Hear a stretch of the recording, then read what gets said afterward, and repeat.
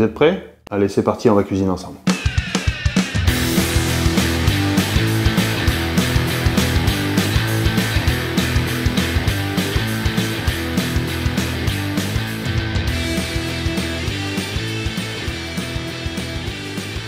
Alors pour démarrer, nous allons nous occuper du homard puisqu'il va falloir évidemment le cuire pour pouvoir le décortiquer. Donc on va juste le pocher dans l'eau bouillante salée. Alors pour bien le maintenir bien à plat pour que la queue puisse être bien droite, on va maintenir la queue avec une cuillère et de la ficelle et on va ficeler l'un avec l'autre.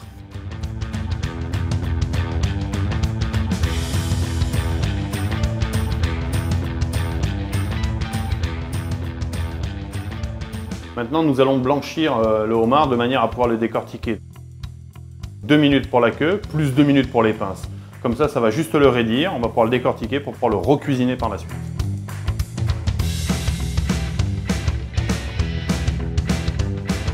Bien, maintenant que nous avons blanchi et refroidi nos queues de homard et nos pinces, nous allons les décortiquer.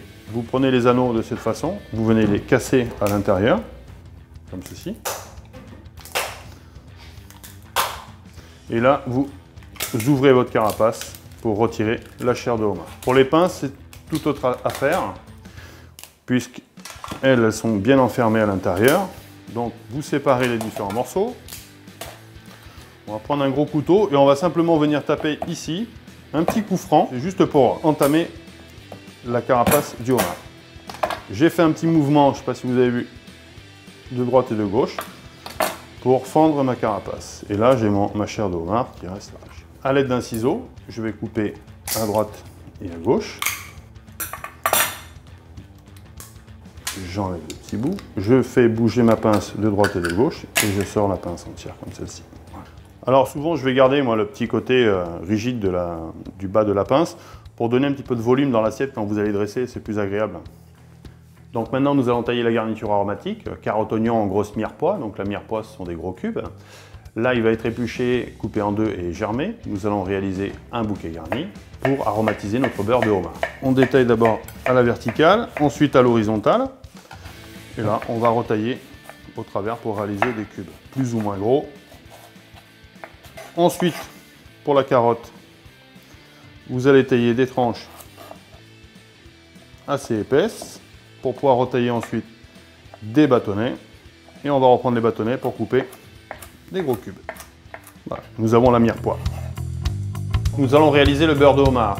Nous avons besoin donc pour faire ça du beurre demi-sel, garniture aromatique que nous avons taillée, ainsi que les carcasses de homard qui ont été concassées et d'un petit peu d'eau. Une fois que le beurre mousse bien et fond bien, nous allons mettre les carcasses de homard pour les faire rissoler dedans pour fixer un maximum de sucre. On va les faire légèrement torréfier dans le beurre. Donc là, on va laisser monter le beurre en température de façon à ce qu'il puisse devenir un petit peu noisette. Donc là, on ajoute la garniture aromatique pour la faire suer dans le beurre. Surtout, on prend garde de ne pas la faire colorer. Donc on ajoute de l'eau dans notre beurre de façon à ce que le beurre ne puisse pas monter en température, mais pour que la fusion puisse se réaliser. Et là, on va simplement faire bouillir notre beurre avec notre eau, ainsi que mon bouquet garni. Et je vais laisser mijoter.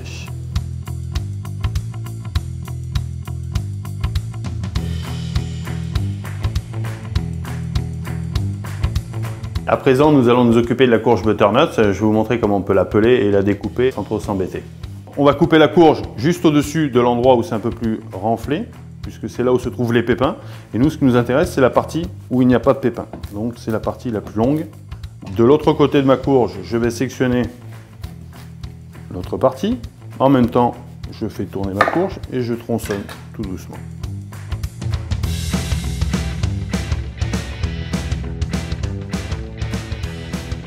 Pour bien découper sa courge, il va falloir plutôt la positionner sur un côté plat, de manière à ce qu'elle ne bouge pas, pour éviter les accidents. Ensuite, avec votre couteau, vous allez détailler une première face plate, et vous allez faire le tour de la courge, comme ça, pour lui donner une forme rectangulaire.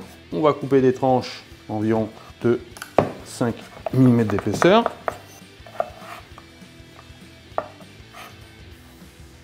À présent, je vais filtrer mon beurre de homard qui a cuit pendant 15 minutes à petit bouillon.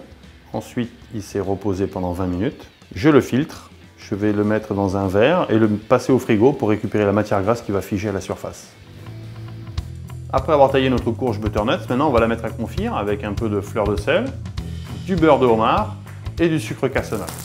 Donc une fois que le beurre est fondu, hop, on pose nos tranches de courge, on saupoudre de sucre cassonade, pas trop, parce que le but c'est pas de faire un dessert. Un petit peu de fleur de sel pour faciliter la cuisson. Lorsque la cuisson est bien démarrée, nous allons baisser l'intensité de manière à avoir un peu de chaleur dans la poêle et nous allons la couvrir pour que la courge puisse cuire juste dans son humidité et avec le peu de chaleur qui reste dans la poêle.